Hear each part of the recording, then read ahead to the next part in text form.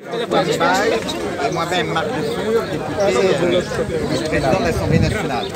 Le souci ici, c'est de voir ce qui est fait en matière de politique de développement, de voir le travail fait en coopération par la France, par le Sénégal, grâce en particulier à l'AFD.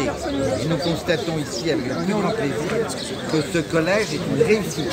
C'est l'un des fameux 17 collèges qui sont actuellement construits ou améliorés autour de Dakar. C'est très important pour l'éducation. Je vais passer la parole à mon collègue et ami Jean-François Mbaye, qui suit particulièrement cette question et qui a des attaches aussi très personnelles dans ce beau pays du Sénégal. Merci vice-président. Comme l'a dit le vice-président de l'Assemblée, on est particulièrement attaché à cette évaluation des crédits portés à l'aide publique au développement. Et c'est vrai que dans des pays amis voisins de la zone Sahel, et notamment du Sénégal, avec toute la relation historique qui unit ces deux pays, il était important pour nous, 2 ans après, jour pour jour, le maire de Hann Bel-Air l'a rappelé, 2 ans après cette inauguration de ce beau collège, il était important de venir voir sur site, comme on dit, cette réalisation qui a été portée.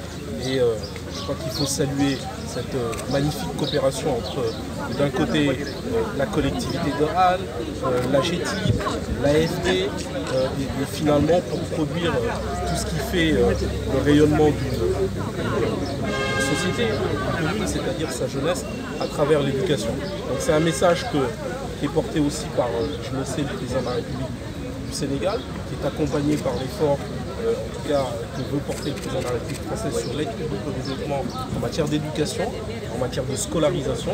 Et quand on sait que ce qui nous entoure aujourd'hui, les défis qui nous entourent sont tellement importants que l'éducation d'une population, l'éducation de la jeunesse est pour nous prioritaire.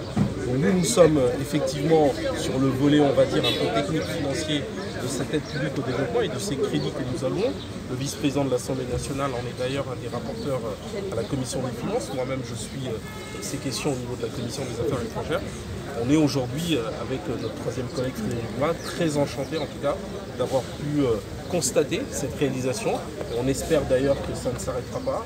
Le coût de financement s'élève à combien? Je pense que vous avez des interlocuteurs qui vous répondront.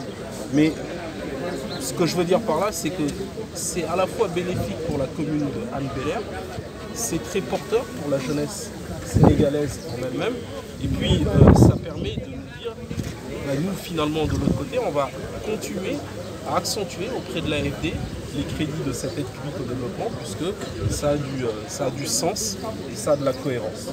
France-Sénégal, moi je suis particulièrement attachée à l'éducation et à la culture. Donc je suis aussi particulièrement ce sujet qui est en train d'émerger de la Cité du cinéma, parce que je pense que votre pays a un rôle à jouer. J'ai été productrice de cinéma, j'ai coproduit et produit Moussa Touré, La Pirogue, le film La Pirogue. J'ai aussi coproduit Timbuktu. Et je pense aussi que la musique est très importante. Et comme le cinéma comme la musique peuvent permettre de transmettre.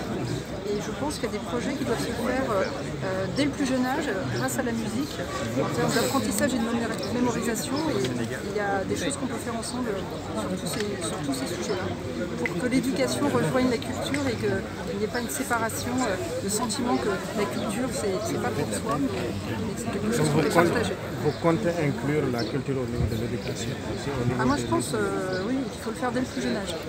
Parce que par exemple, il y a des études très importantes qui sont faites sur la relation musique et cerveau grâce aux neurosciences. Et on s'aperçoit que grâce à la musique, très tôt, on peut développer les compétences fondamentales qui permettent justement d'apprendre ces fameux fondamentaux pour apprendre à écrire, pour apprendre à lire.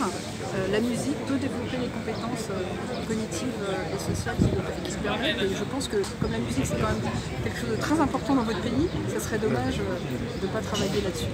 Alors merci. DG.